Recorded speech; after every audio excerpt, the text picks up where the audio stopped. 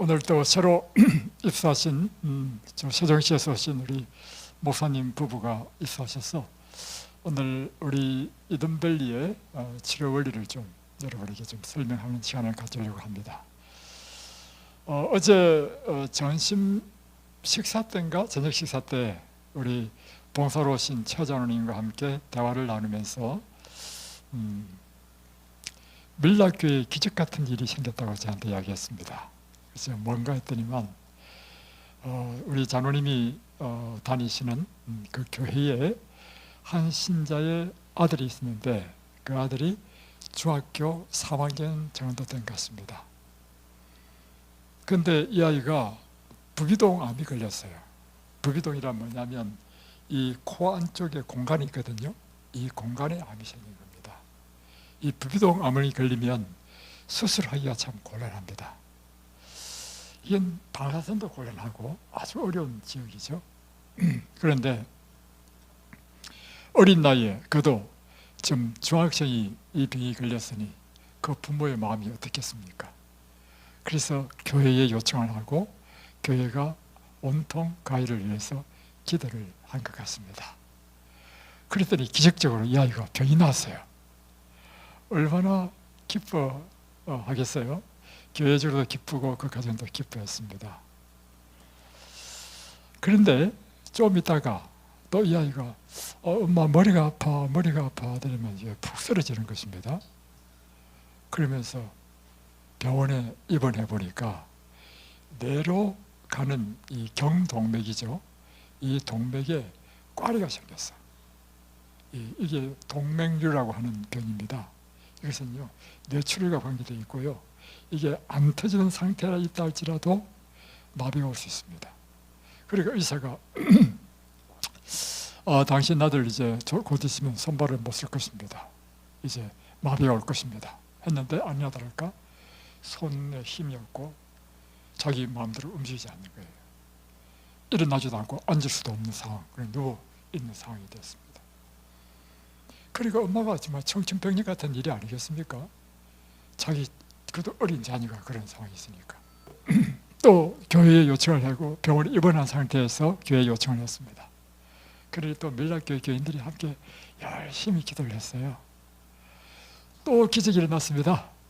이 아이가 어느 날 힘이 주어진다는 거예요.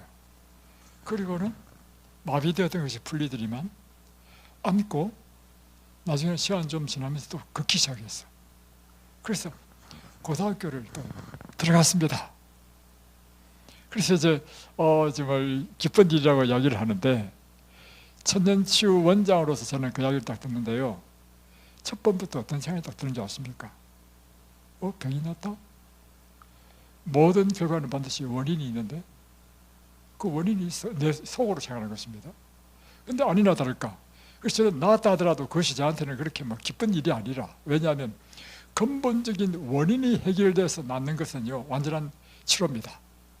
그러나 그 상황을 잘 알지 못하겠지만 무엇인가 원인이 있기 때문에 그 병이 났을 거 아니에요. 그런데 병이 단순히 기도해서 나았다, 그것은 나는 내가 볼 때는 다시 재발할 수 있는 가능성이 있다 이 말이에요. 아니나 다를까 다시 이제 재발했다는 거예요, 내 속으로. 그러면 그렇지. 그런데 이제 또 이게 병이 나가지고 이제 나았다는 것입니다. 그래서 제가 이야기했습니다. 장로님, 그분들이요 그렇게 병이 나았다 하더라도 기뻐하지 마십시오. 근본적으로 그분들의 삶이, 생활이, 먹고 마시고 자고 행동하는, 또 마음에 갖는 이 상태, 근본적인 이것이 개혁되지 않는 한 또다시 병이 올 수 있습니다. 병은 형태만 다를 수 있습니다. 이 천년치유 원리는요 이것입니다. 모든 병에는 반드시 원인이 있다는 것입니다. 궁극적으로. 그래서 여러분, 병에는요 약 먹어서 병 낫는 거는요 낫는 게 아닙니다. 왜요? 원인을 치료하지 않고 약으로 치료하는 것, 그거는 원인 치료가 아니야. 증상을 그냥 완화시킬 뿐입니다. 이번에도 이제 어젯밤에 이제 늦게 이제 세종시에서 이제 목사님 부부 오셨는데 상담을 해보니까 그 전에 심근경색이 오셨다는 것입니다. 그리고 이번에는 이제 뇌 문제가 또 생기셨어요. 저 물을 보나 마나 딱 원인을 제가 딱 파악이 되는 것입니다. 목사님 보십시오. 보기 좋죠. 이렇게 보기 좋은 통통하신 분이요. 대부분 뭐냐면 육식을 좋아하시는 분들입니다. 맞죠? 좋아하셨죠? 그러면 반드시 일어나는 일이 뭐냐면 혈관이 막힙니다. 혈관이 막히면 첫 번째는 두 가지가 가장 위험한데요. 첫 번째는 심장이고 두 번째는 뇌입니다. 두 개는 다 똑같은 이유입니다. 혈관이 막히더라도 다른 데 막히는 것은 덜 위험합니다. 그러나 심장이 막히면요, 생명의 위험이 있고요. 뇌에 막히면 이건 아주 심각한 문제를 일으켜요. 그래서 여러분, 오신 분 제가 이야기를 딱 들어보니까 처음에는 이제 이야기를 안 해서 모르죠. 나중에 이제 하루 이틀 3일 4일 지나 이야기해보면요, 병의 원인이 다 있어. 그래서 저는요, 물론 저도 지난번에 이야기했잖아요. 환자들한테 가가지고 기도하니까 병이 낫잖아요. 그걸 기뻐하지 마십시오. 하나님께서 원하시는 것은요, 근본적인 치료를 하는 것을 원하시는 것입니다. 또 이런 말 들어보셨죠? 뭐냐면 이제 그것도 참 이제 주로 이제 믿음 있다는 사람이 하는 말인데 뭐냐면 말씀이 치료하는 것이지 음식이 치료하는 것이 아니다. 아주 노골적으로 이렇게 말하는 사람이 있습니다. 그래서 먹는 것에 너무 얽매이지 말고 너무 먹는 것 그렇게 가리지 마라 이 말이에요. 왜냐하면 무엇으로 치료한다고? 말씀으로 치료한다고. 그거요 한마디로 표현하면 무식한 말입니다. 왜 무식한 말인지 설명해 드리겠습니다. 말씀이 치료한다는 의미는 무슨 뜻이냐면 하나님의 말씀에 순종할 때 치료된다는 것입니다.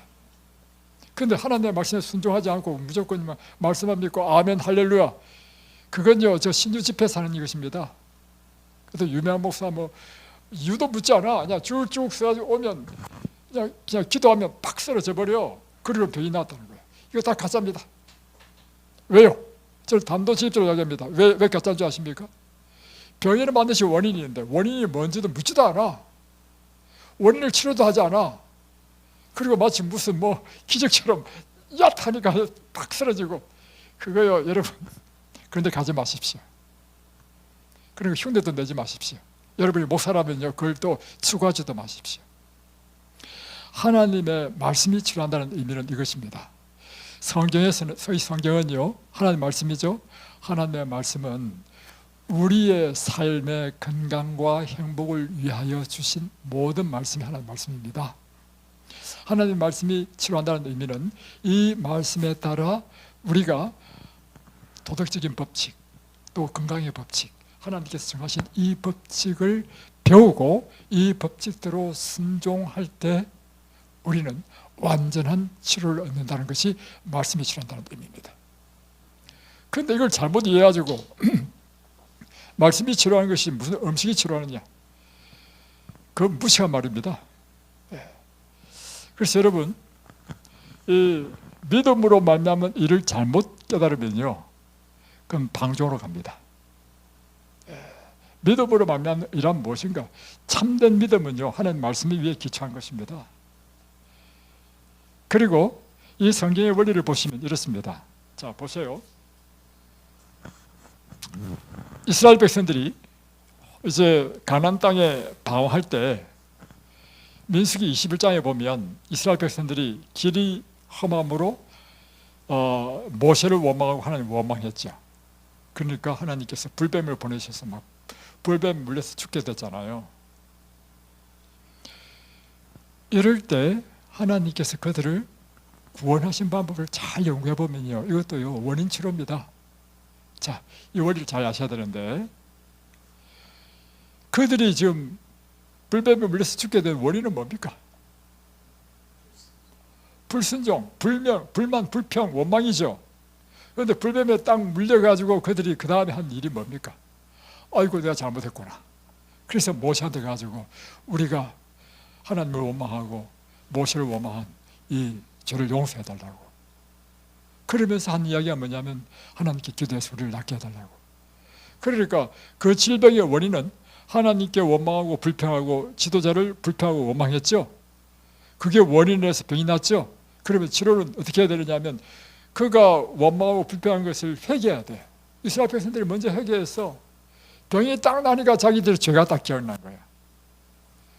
그럴 때 하나님께서는 그들에게 구리 노뱀을 만들어서 그걸 보게 한 것입니다. 그러니 치유된 것입니다. 그러니까 십자가가 우리를 치유하는 것도 원리는 마찬가지입니다. 뭐냐면 십자가가 우리를 놀라운 이 기적적인 질병에 치료하는 원리도 뭐냐면 우리의 죄를 주님 앞에 그 십자가의 보혈로 회개하고 씻음을 받을 때 하나님께서 우리에게 놀라운 기적을 행하시는 것입니다. 자, 이제 여러분이 이곳에서 이든밸리에서 배워야 할 것이 있습니다. 뭐냐면 병자들이 어떻게 치유되는 원리, 어떻게 치유되는지 배워야 되는데, 첫 번째는 모든 질병은 그 원인이 죄에서 기인한다는 사실을 배워야 합니다. 질병의 원인은 어디서 기인한다고요? 죄에 기인한 것이다. 여러분의 질병이 뭐든지 다 여러분은 그것이 여러분의 죄의 결과야. 그러면 죄라고 하는 것은 무엇인가? 죄라고 하는 것은 하나님께서 이 온 우주와 이 세상과 우리 인간의 삶에 세워두신 질서가 하나님의 법이야. 죄란 하나님의 이 법을 깨뜨린 것이 죄입니다. 그러니까 인간의 질서를 세운 것이 뭐냐면 도덕법, 또 건강한 삶의 건강법, 이런 하나님의 질서를 깨뜨린 것이 죄인 것입니다. 그래서 우리가 혹 이제 하나님의 도덕법은 범하지 않았다 할지라도 우리가 건강한 생활의 그 법칙들이 이게 성경에 있어요. 무엇을 먹고 무엇을 마시고 어떻게 자고 어떻게 생활하는 이 법칙이 있는데, 하나님을 너무 열심히 믿다 보니까 뭐는 몰랐냐면 무엇을 먹고 무엇을 마시고 어떻게 살아라고 하는 이 건강 법칙은 이게 유념하지 않았어. 그래가지고 그 건강 법칙을 어겼어. 건강 법칙을 어긴 것도요, 하나님의 질서를 깨뜨리는 것이기 때문에 죄를 지은 것입니다. 그래서 여러분의 모든 질병은요, 궁극적으로 죄의 결과입니다. 두 번째, 그래서 여러분이 원인을 이제 아시고, 두 번째 어떻게 치유하는가? 간단한 것입니다. 여러분이 첫 번째 말씀을 배워야 돼. 말씀을 배우고, 내가 뭘 잘못하든지, 하나님의 이 질서에서 뭘 깨뜨렸는지, 어떤 법을 내가 범했는지 그걸 깨닫고 그것으로부터 우리가 개혁하는 것입니다. 이게 진정한 죄의 회개입니다. 그래서 내가 이든밸리 와서 배워보니까 내가 하나님께서 먹으라는 음식을 안 먹고 먹지 말라는 음식을 먹었기 때문에 내가 병이 났구나, 이걸 깨달았어. 이게 뭐냐면 건강의 법칙을 깨뜨렸다는 것입니다. 그럴 때 하나님, 제가 잘못했습니다. 제가 지금부터라도 하나님께서 정하신 이 말씀에 따라 순종하며 살겠습니다. 그리고 과거에 제가 비록 잘못한 죄라 할지라도 하나님의 십자가의 보혈로 저를 용서해 주십시오. 이렇게 할 때 하나님께서 우리의 질병을 치료해 주시는 것이, 이게 참된 치료인 것입니다. 이해되시죠? 네. 또 이런 것이 있습니다. 우리가 아무리 깨끗한 음식 먹고 또 바르게 살고 한다 하더라도요, 무엇을 또 잘못하면 우리가 하나님의 법을 범한 것이냐면, 우리 마음의 죄를 지으면 법을 범한 것입니다. 마음의 죄란 뭐냐? 남을 미워한 것. 성경에 남을 미워하면 무슨 죄를 지었다는 것입니까? 요한일서 3장 15절 보십시오. 남을 미워하는 자는 살인죄를 지었다는 거예요. 알고 보니까 내가 살인죄를 지었어. 왜냐하면 나한테 스트레스 주고 나에게 손해를 주고, 이런 사람 당연히 미워하게 되잖아요. 그런데 그 미워하는 건요, 원인은 누가 제공했습니까? 상대방이 제공했어. 상대방이 나한테 피해를 줬어. 상대방이 나한테 사기를 쳤어. 상대방이 나한테 상해를 가지고 나에게 큰 신체적, 재산적, 모든 심리적 내 명예를 실추시켜버렸어. 그러면 당연히 우리 마음이 일어나는 게 뭐예요? 분노, 원한, 즉결심. 당연한 거 아니에요. 그리고 그 책임도 누구한테 있습니까? 그 사람한테 있는 것이. 그러니까 내가 화내는 게 당연합니까? 당연하지 않습니까? 그런데 그것이 당연하지 않다는 것입니다. 왜냐? 성경에 보니까, 여러분이 성경을 안 보면요, 여러분이 다 의인이야. 나에게 잘못한 사람 내가 미워하고 이렇게 하는 것 당연한 것이. 근데 성경을 보니까 옛날에 당연했던 것이 당연한 게 아니야. 성경 보니까 요한일서 3장 15절을 보니까 미워하는 것은 살인한 죄다. 와, 내가 살인한 죄를 졌네? 이래 되는 거예요. 그러니까 옛날에는 누가 죽일 놈이었는데, 그 사람이 죽일 놈이었는데 성경을 보니까 내가 잘못했네. 그럼 여러분, 원칙이 이것입니다. 상대방이 아무리 잘못해도요, 그건 그 사람 문제야. 하나님과의 관계에 있어서 이렇게 생각하십시오. 하나님과 관계에서 그거는 하나님이 심판하실 일이야. 그럼 나는 하나님과의 관계 속에서 어떤 관계를 해야 되냐면, 그럼에도 불구하고 나는 하나님의 말씀에 따라 그 사람 하나님께 심판하실 것이고, 나는 그럼에도 불구하고 나는 내 마음속에 미워한다거나 이것이 없어야 돼. 이거요, 우리 생각이 탁 바뀌면요, 다 할 수 있습니다. 이 사실을 딱 깨달으면요, 딱 사람이 바뀌도록 되어 있습니다. 이걸 못하면요, 병납니다. 왜냐하면 죄는 반드시 그 결과를 가져오는데 그것이 질병입니다. 그래서 더 나아가면 사망입니다. 이 사실을 아셔야 돼요. 이 사실을 인식하고 내가 내 삶의 마음까지도 내가 하나님의 이 십자가의 보혈을 믿고 기억하게 되면 놀라운 치유가 일어납니다. 자, 이제 이든밸리에서 이제 세 번째 해야 될 게 뭐냐면, 건강한 삶의 원칙을 배우고 실천해야 됩니다. 이제 이든밸리에서 하는 일이 뭐냐면, 첫 번째, 질병의 원인은 죄에 기인한 것이다. 두 번째는 이 죄로부터 떠나야 된다. 세 번째는 건강한 삶의 원칙들을 배우고 실천해야 된다. 이것입니다. 그래서 이든밸리에 환자들이 오면 제일 먼저 하는 일이 뭐냐면 상담을 합니다. 어디에 아파서 오셨는지, 또 건강한 삶의 생활 체크리스트를 쫙 보면 무엇을 잘못 먹고 마시고 해서 병이 났는지 다 확인이 돼요. 그리고는 상담을 다 하면 제가 사람에 따라서 어떤 사람에게는 금식을 시킵니다. 그런데 어떤 사람은 금식을 못 시키는 사람도 있습니다. 왜냐하면 체력이 너무 떨어진 사람은 금식을 못 시킵니다. 그러나 가능하면 이제 금식을 시키는데, 그 이유는 이 금식은 하나님께서 우리에게 주신 처방이기 때문에 하나님의 처방대로 시키는 것이 금식입니다. 특별히 환자들은요, 일정 기간 동안 물만 마시는 금식이든지 과일만 먹는 금식을 할 때 그 치료가 급속하다는 것입니다. 그래서 금식을 시키는 것입니다. 이제 금식하게 되면 우리 몸이 치료되는 원리는 이것입니다. 그동안 여러분의 오장육부는요, 하루도 쉴 날이 없이 일했습니다. 왜냐하면 날마다 밥을 먹으니까.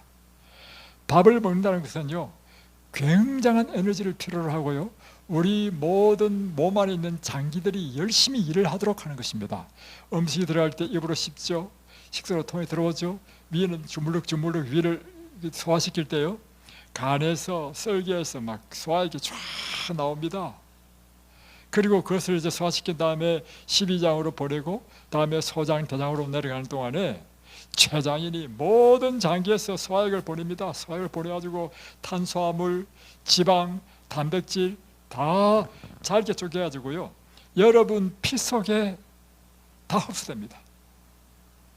그러니 여러분 이 몸은요, 화학공장이에요.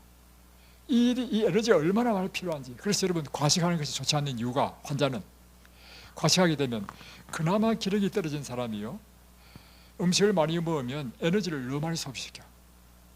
그래서 이 야비인 사람이 특별히 이제 살 좀 찌려고 막 과식하잖아요. 살 안 찝니다. 저 보십시오. 제 사람 찌보려고 많이 먹었거든요. 부대껴가지고 에너지가 딸려서 그 에너지 때문에 살이 안 쪘다. 이런 사람은 뭘 해야 되냐면요, 운동을 열심히 해야 됩니다. 그래야 들어온 것이 근육이 되면 살이 찌는데, 제가 하는 일이 노상이 설교를 하다 보니까 여기 보면 행복한 사람들이 많아. 예, 자, 그래서 여러분, 우리가 금식을 하게 되면 우리 오장육부가 다 쉽니다. 쉬면서요 활력을 얻는 것입니다. 그래서 좋은 것이고, 두 번째, 쉴 동안에요 이제 뭘 하느냐면 우리 몸의 대청소가 일어납니다. 특별히 여러분, 우리 몸은 샤프로 되어 있잖아요. 자, 좀 설명드릴게요.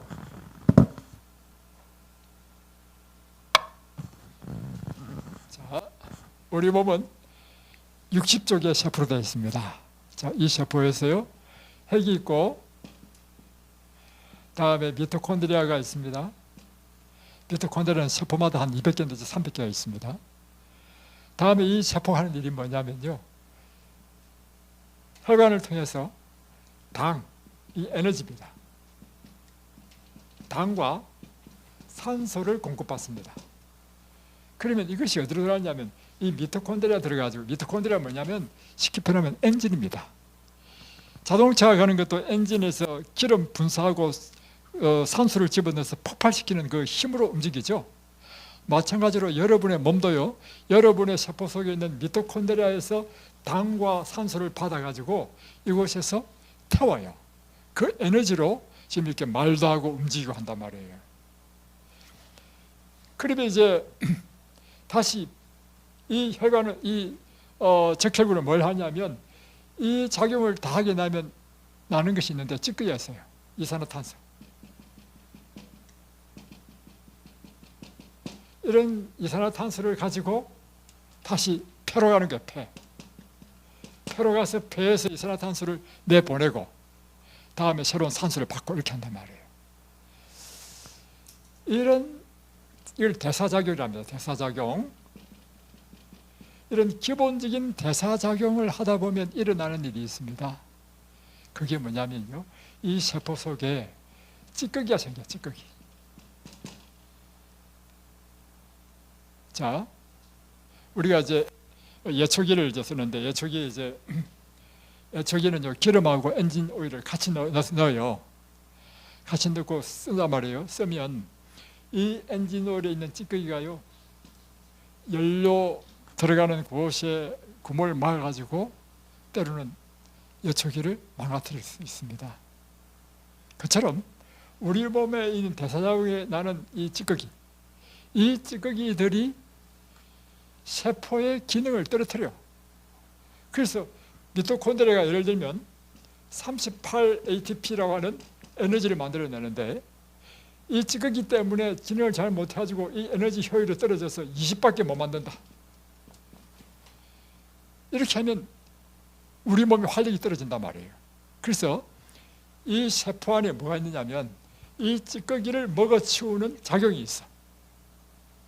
그래서 찌꺼기를 먹어치워서 항상 깨끗하게 기능을 유지하는 게 있는데, 이걸 오토파지랍니다. 오토파지. 금식을 할 때 이 세포 속에 있는 찌꺼기를 청소하는 효율이 굉장히 높아지는 것입니다. 그래서 금식할 때 세포를 깨끗하게 청소해요. 세포마다. 그러니까 이 세포가 기능이 다시금 정상적인 기능을 하기 때문에 우리 면역력이 높아지고 질병이 치료되는 것이다. 또 두 번째는 이것입니다. 세포뿐만 아니라 이제 우리가 날마다 이제 생활하는데 필요한 에너지가 필요한데 밥을 먹지 않으니까 연료가 공급이 안 되죠. 그러니까 이제는 하는 일이 뭐냐면 우리 몸속에 불필요한 지방 덩어리를 다 뜯어냅니다. 그중 하나가 콜레스테롤. 여러분의 혈관 속에 있는, 혈관에 보면 이 혈관이라면요, 혈관이요 대부분 어디냐면 기름으로 다 껴있어요. 혈관이 좁아져요. 그래서 여러분이 혈압이 오르는 것입니다. 그래서 금식할 때 이 혈관에 있는 이 콜레스테롤, 기름 덩어리를 긁어내. 그래서 이게 혈관이 뻥 뚫리는 것입니다. 이렇게. 이것이 금식할 때 일어나는 일이라는 것입니다. 그러니까 이제 금식을 하게 되면 일어나는 일이 뭐냐면 3일만 딱 지나면요, 얼굴에서 빛이 반짝반짝 납니다.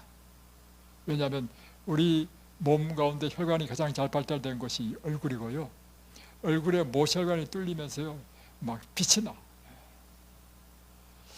그리고 심지어는요, 우리 몸속에, 피 속에 보면, 우리가 생물 만능학으로 보면요, 피 속에 박테리아도 있고요, 세균도 있고 이래. 근데 이 금식 기간 중에 다 잡아먹어버려. 그 실제적으로 염증 수치가 탁 떨어집니다. 그래서 금식하면 암 사이즈도 줄어듭니다. 우리 이상무 목사님 지난번에 하셨거든요. 딱 며칠 딱 지나니까 일어나는 일이 뭐냐면 암의 통증이 딱 사라졌어요. 굉장히 강력하죠. 근데 더 놀라운 사실은 저희들이 해보니까요, 회충도 죽어서 나옵니다. 와, 놀라워요. 회충도 죽어서 나오고요, 심지어 이 오십견 있잖아요, 이 관절 사이에 있는 석회 낀 거, 석회도 다 떨어져 나와. 제가 이제 오십견으로 해가지고 팔을 못 올렸거든요. 금식을 딱 3일 하니까 팔이 쫙 올라가. 이야, 놀라운 일이 납니다. 그래서 여러분이 일정 기간 이렇게 금식을 하고, 다음에 이제 금식이 끝나면 이제 보식을 해야 돼요. 보식을 잘해야 됩니다. 그래서 저희들은 반드시 금식하게 되면 보식 기간을 이곳에서 하도록 하는 기간을 확보하지 않으면 금식시키지 않습니다. 왜냐하면 금식만 하고 집에 가면요, 절제가 안 돼. 그래서 보식에 실패하면 더 나쁜 효과가 나타날 수 있습니다. 다음에 이제 보식 끝나면 이제 정상 식사를 하게 되는 거죠. 자, 이제 정상 식사를 하면서 여러분이 해야 될 일상적인 삶의 이 건강 수칙을 말씀드리겠습니다.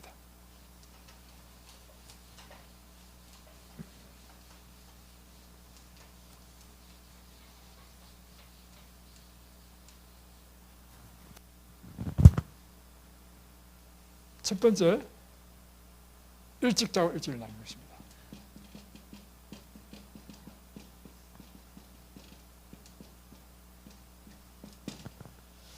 그래서 이곳에 오시는 분들이요, 많은 분들이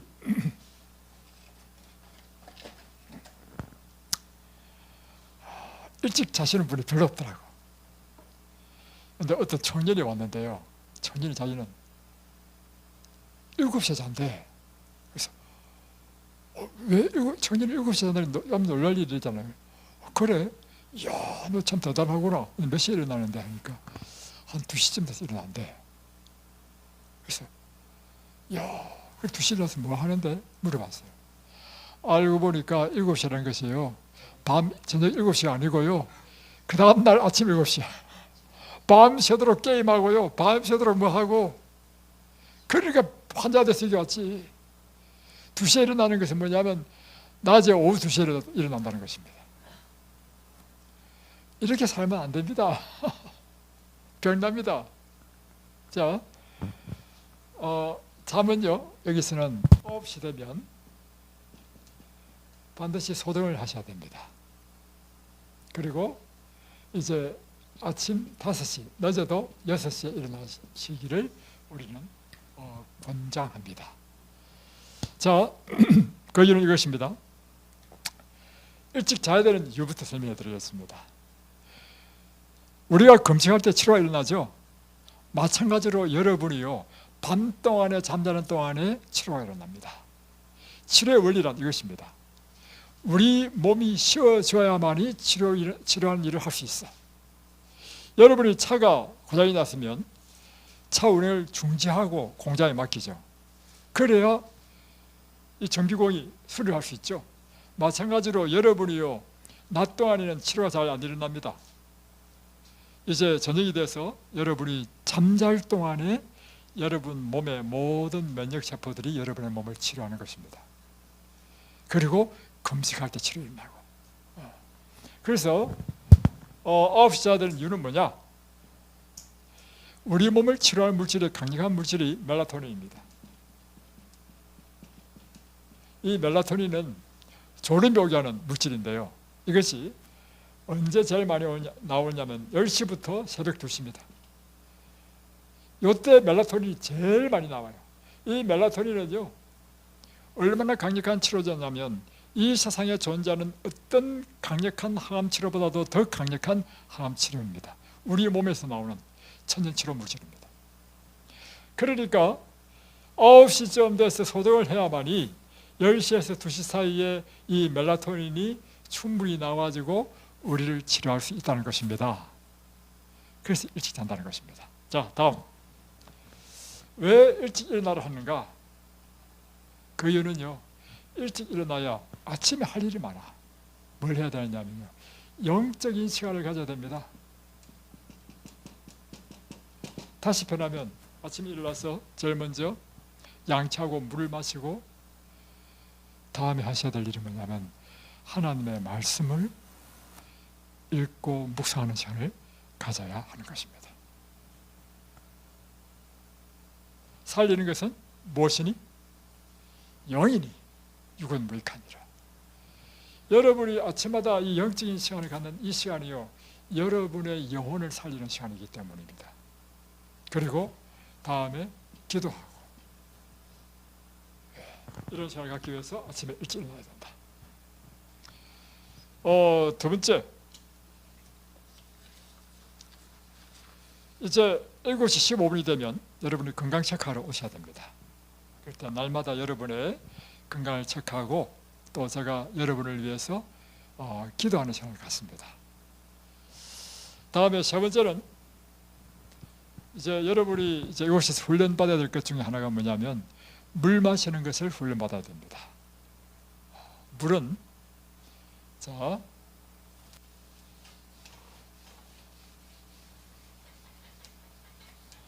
물은요, 강력한 치료제입니다. 우리 몸의 65%가 물입니다. 물은요, 우리 몸의 모든 신진대사, 순환을 돕는 가장 중요한 매개체입니다. 그래서 물을 충분히 마셔야 여러분의 몸에 순환이 일어나고 치료가 일어납니다. 그래서 하루에 얼마를 마셔야 되냐면 2리터를 마셔야 돼요. 2리터면 250cc 8잔을 마셔야 돼요. 자, 어떻게 8잔을 마시느냐? 자, 아침 기상에서 아침 식사까지, 이때요 2 내지 3잔을 마시는 것입니다. 그런데 식사 전 30분 전까지만 마셔야 됩니다. 왜냐하면 그래야 이제 음식을 받을 준비를 할 수 있기 때문에. 다음에 아침 식사 후에 점심 식사까지, 이때도 2 내지 3잔을 마시면 됩니다. 자, 이때는 식사를 하고 난 다음에 소화가 돼야 돼요. 그러니까 보통 한 2시간 30분 정도 걸리죠, 그죠? 2시간 30분 후에 이제 물을 마시기 시작해서 점심 먹기 전 30분 전에까지만 물을 마시는 것입니다. 다음에 또 점심부터 저녁까지 똑같이 2잔 정도 마시면 되고요. 저녁 먹고 나서 자기 전까지 이때는 한 잔만 마시면 됩니다. 이렇게 해서 한 8잔 마시는데, 이제 날씨가 더울 때는 아무래도 많이 먹게 되고, 이제 날씨가 추울 경우에는 아무래도 좀 적게 마시게 되죠. 예. 또 육체적인 활동을 많이 한 사람들은 많이 필요하게 되고, 육체적인 활동을 적게 한 사람은 적게 필요하게 되고, 이렇게 됩니다. 다음에 이제 식사하는 것, 밥 먹는 법.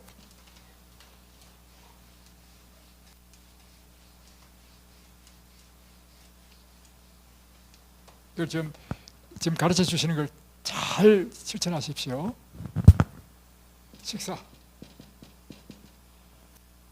식사는요 정말 중요합니다. 여러분의 몸은 여러분이 무엇을 먹었느냐에 의해서 지금 꼴져졌습니다.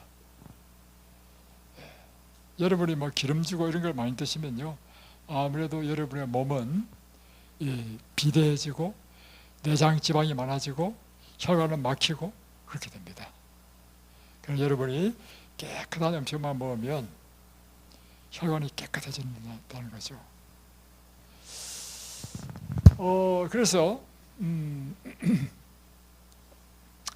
이제 우리가 식사는요, 먼저 성경적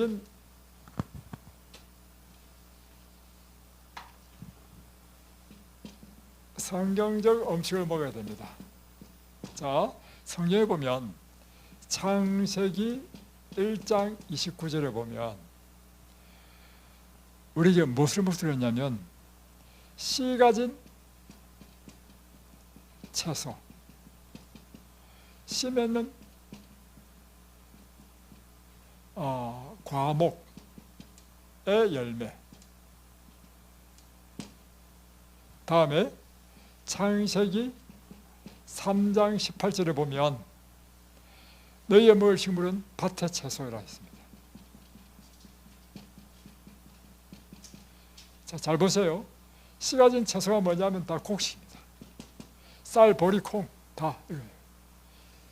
다음에 씨 맺는 과목의 모든 열매라고 해서 사과, 배, 과일입니다. 과일. 그리고 이게 또 이제 채소과 과일, 수박, 참외 다 포함되죠. 이런 것들. 밭의 채소는 이제 시금치, 배추, 무 이런 것을 나가는 것입니다. 다음에 또 뭐도 포함되냐면 호두, 이런 견과류 다 포함되는 거죠. 시금치, 배추 이런 거. 자, 그러면 하나님께서 먹으라는 이 식사를 보니까 빠진 게 있어. 무엇이 빠졌습니까? 여기 음식에 보니까 우리가 먹는 음식 가운데 빠진 게 있어. 뭐가 빠졌습니까? 예? 견과류 여기 있습니다. 견과류. 왜냐하면 씨 맺는 열매, 나무에서 맺히는 열매는 다 먹도록 되어 있으니까 있고. 예, 여기에 뭐가 빠지냐면 고기는 없습니다. 그걸 아셔야 돼요. 그래서 여러분, 우리가 창세기를 잘 읽어보면요, 아담은요 930 살았습니다. 무드셀레는 969세. 이게 진짜로 930살 살았겠습니까? 이게 신화겠습니까? 진짜예요, 신화예요? 진짜입니다. 어떻게 930, 지금 생각해 볼 때 이게 못 살같이요. 살 수 있었던 이유는 뭐냐면 그 당시에는요, 요 음식만 먹었습니다. 언제부터 사람이 고기를 먹기 시작했나요? 예, 노아 홍수. 창세기 9장에 보면 물에 산 짐승은 너희의 식물이 되리라. 이제 육식을 허락했어. 그러면서 일어난 일이 뭐냐면요, 사람의 수명이 떨어졌습니다. 셈은 500세, 또 그 다음에는 300세, 그 다음엔 200세, 100세. 모세 시대에 와가지고는요 70이요 강건하면 80으로 떨어졌습니다. 다음 뭐의 결과입니까? 육식이에요. 육식을 하면서부터 이렇게 떨어진 것입니다. 그래서 여러분, 육식을 하게 되면 모든 질병의 원인이 됩니다. 우리가 병이 들었으면 치료하는 방법은요, 모든 육식을 끊게 되면 병의 치료가 시작됩니다. 그런데 자, 보세요. 고기를 먹는 사람은 고기가 맛있습니까? 채소가 맛있습니까? 고기가 맛있잖아요. 그래서 사실 입맛 바꾸기 쉽잖아. 근데 입맛을 바꾸는 제일 좋은 방법이 뭔지 아십니까? 그 음식입니다. 그 음식을 딱 하게 되면 이 입맛이 바뀌어버립니다. 그래서 특별히 그 음식이 필요한 것입니다. 다음에 이제 밥 먹는 방법, 식사법. 이 고기에는 생선도 다 포함됩니다. 생선, 우유, 계란 다 포함됩니다. 그래서 요 환자들은 생선, 계란, 우유까지 다 끊어야 됩니다. 자,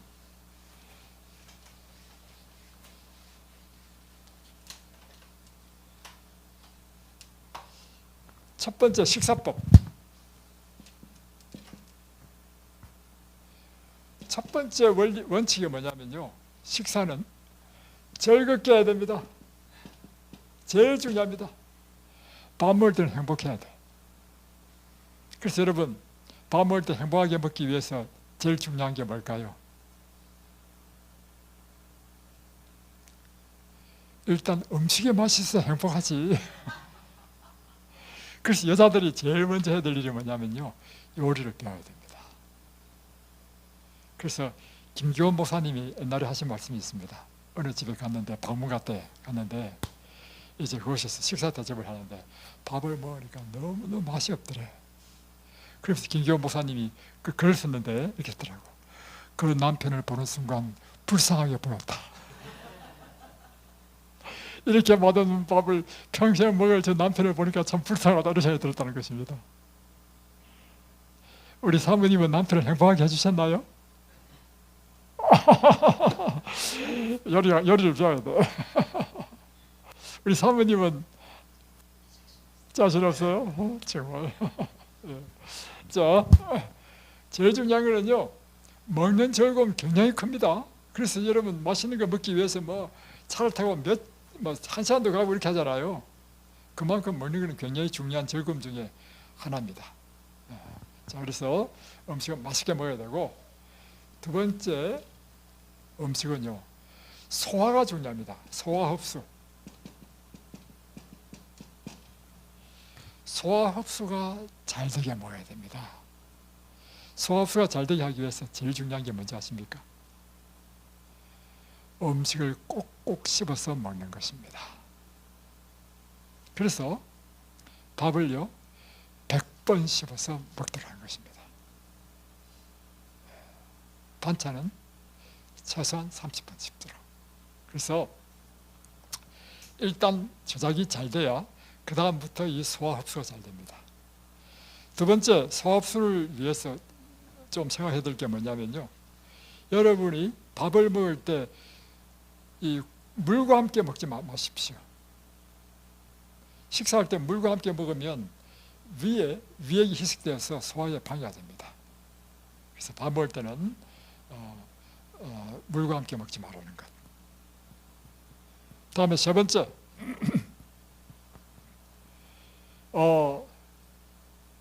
이 밥을 먹을 때요 따지지 마십시오. 어떤 사람은 이런 사람이 있습니다. 반찬을 쫙 읽어보고 오늘 좀 단백질이 부족한 것 같아, 오늘 또 지방이 좀 부족한 것 같아, 이런 사람이 있어요. 이런 사람은요 병이 안 났습니다. 식사할 때는요 즐겁게 먹고 주어진 것에 또 한 가지 또 중요한 건 뭐냐면요, 식사할 때 반찬 가짓수가 너무 많으면 안 됩니다. 그 이유는 반찬 가짓수가 너무 많으면 속이 이 소화작용 되는 작용 가운데 어려움을 겪습니다. 그걸 아셔야 되고, 다음에 밥따로 반찬따로 드셔야 됩니다. 왜냐하면 밥과 반찬이 함께 들어가면 100번을 씹을 수가 없어요. 왜냐하면 짠기가 나오면 침이 쫙 나오거든요. 침 때문에 100번을 못 씹어. 그러니까 밥을 먼저 100번 씹어서 소화시킨 다음에 반찬을 드시는 것이 좋다 하는 것입니다. 다음 두 번째, 운동에 대해서 하겠습니다. 시간이 다 됐네. 하다 못하면 내일 다시 하겠습니다. 운동은요 우리의 기쁨, 즐거움 가운데 하나입니다. 우리가 신체 활동을 하게 되면 일어나는 일이 뭐냐면 엔돌핀이 나옵니다. 그래서 운동은 우리 마음을 즐겁게 할 뿐만 아니라, 운동을 하게 되면 우리 몸에서 면역 물질이 증강됩니다. 그래서 우리의 질병을 치료하는 강력한 일이 일어납니다. 그리고 운동에는 체조, 다음에 유산소 운동, 다음에 근력 운동, 균형 운동 이런 것이 있는데 여러분에게 특별히 필요한 것은 유산소 운동이 필요합니다. 환자들에게는 세포 속에 산소를 많이 집어넣어야 됩니다. 그래서 걷기가 제일 좋은 운동입니다. 또는 등산이나 이런 것. 다음에 또 햇볕 쬐는 것. 굉장히 중요합니다. 햇볕은 곧 생명입니다. 햇볕을 많이 쬐야 밤중에 멜라토닌이라는 치료 물질이 많이 나옵니다. 그래서 가장 좋은 것은 햇볕이 내리쬐는 날에 야외에서 걷기를 하게 되면 운동도 하고 햇볕도 쬐고 이렇게 할 수 있죠. 그리고 이제 또 좋은 것이 뭐냐면 노작을 하는 것입니다. 잔디밭에 풀 뽑기 이런 것이요. 따끈따끈한 햇볕을 받으면서 풀을 뽑을 때 굉장히 좋은 치료가 되는 것이죠. 그러니까 콩 심는 것, 또는 잡초 뽑는 것 이런 것들 하시면 좋죠. 다음에 깨끗한 공기는요 굉장히 좋은 치료제입니다. 특별히 엄연히 풍부한 산소를 많이 호흡하셔야 됩니다. 오늘날 도시인들의 가장 큰 문제는요 대기의 질이 나빠가지고 많은 종류의 질병이 생깁니다. 여러분이 그래서 그 건강생활의 지혜를 보면 이런 말씀이 있습니다. 음식보다도 더 중요한 것이 있는데 공기라 했습니다. 그래서 이 깨끗한 공기를 여러분이 많이 호흡할 수 있도록 하는 게 좋습니다. 다음에 또 중요한 건 절제. 절제란 무엇인가 하면 나쁜 것은 아예 하지 않는 것입니다. 술, 담배 이런 것. 그리고 이곳에서 이제 배우는 것이 뭐냐면 육식을 하지 말아야 되겠다 이런 것. 커피, 카페인 종류 이런 것들. 그리고 여러분이 이제 환자의 경우에는 뭘 또 금해야 되냐면 우유를 끊으십시오. 그리고 계란 끊으시고 우유 제품, 유제품이 뭐냐면 치즈, 버터 이런 것들 다 끊으십시오. 특별히 여자의 유방암과 직결되어 있습니다. 계란은 사람들이 막 유튜브에 좋다고 해가지고 하루에 2개씩 먹는 사람이 있는데요 위험합니다. 밥은 전혀 안 먹고 계란만 먹다가 췌장암 걸린 사람이 많습니다. 그러니까 이 세상 유튜브에서 떠도는 거 듣지 마시고요 하나님께서 우리에게 가르쳐 주신 건강에 대한 계시의 말씀에 따라서 우리는 순종해야 됩니다. 다음에 또 여러분이 반드시 꺼내야 될 게 있는데 뭐냐면 설탕입니다. 설탕은요 아주 안 좋습니다. 여러분의 피를 탁하게 만듭니다. 면역력을 떨어뜨립니다. 근데 설탕을 직접 안 먹지만 어떻게 먹냐면 음식할 때 설탕 친다거나 특별히 과자를 여러분이 피해야 되는 이유는 뭐냐면 과자는 다 설탕 덩어리입니다. 그래서 과자를 먹지 말라는 것입니다.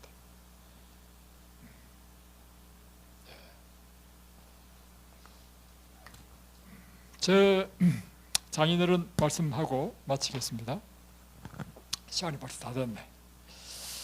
아직 할 게 많은데 자, 제 장인어른은요 젊으셨을 때 평생 목회를 하신 분이십니다. 그런데 원래 이제 이북 사람이셨는데 6.25 사변 터지기 3일 전에 그분이 이제 문수전도 그러니까 책으로 복음을 전한다고 개성에서 이 나무로 내려왔다가 딱 6.25 터졌어요. 그래서 정말 사신 분이죠. 그런데 이제 어차차에서 이제 목사가 되셨는데 젊었을 때 폐결에 걸렸습니다. 아주 약하신 분이셨어요. 그때부터 제 장인어른이 뭘 했냐면 성경과 또 예언의 신에 나오는 건강에 관련되는 기별들을 쫙 모아가지고 오늘 이든밸리에서 가르치고 있는 이 건강 기별대로 사셨습니다. 얼마나 철저하게 잘 하셨냐면 우리 장인어른은요 사탕 하나도 드시지 않았습니다. 왜? 설탕이 나쁘다니까. 그러니 얼마나 철저하게 했는지. 음식에 조미료 절대 쓰지 않고, 그리고 아주 철저하게 채식만 하시고 하셨단 말이에요. 그 골골하시는 분이요, 건강히 사셔가지고요, 140까지요 병으로 돌아가신 것이 아닙니다. 그냥 기르기 쉬어서 돌아가신 거예요. 얼마나 90살 되셨을 때, 제가 이제 분당에서 목회할 때 우리 장인어른이 분당으로 이제 오셔서 같이, 이제 아파트는 다르지만 같이 살았습니다. 90세 설교를 시켰는데요, 목소리가 쩌렁쩌렁 하는 거야. 그리고 제 장인어른이 늘 저한테 하신 말씀이 있습니다. 권서방, 목사는 말이야 목소리가 커야 돼. 권서방은 목소리가 너무 작아. 항상 제 장인어른이 하신 말씀이에요. 90세가 됐는데 설교하면요 쩌렁쩌렁해. 얼마나 힘이 좋은지. 제가 드릴 말씀은 뭐냐면, 여러분이요 이 건강의 원칙에 철저하게 살면 살수록요 확실한 보상이 주어지는데, 그것은 여러분의 건강에 확실한 보상을 받습니다. 그래서 여러분, 뭐 얼빵한 잘못된 이런 잘못된 이런 그것을 받지 마시기 바랍니다. 말씀이 치료하는데 무슨 음식이 중요하냐, 이런 이상한 말을 듣지 마시기 바랍니다. 이 세상에는요 원인 없는 결과가 없습니다. 하나님 말씀대로 순종한다는 뜻이 뭐냐면, 하나님의 세우신 이 법대로 순종하는 것이 하나님 말씀대로 산다는 것입니다. 그렇게 하시면 여러분은요 반드시 건강의 보상을 받습니다.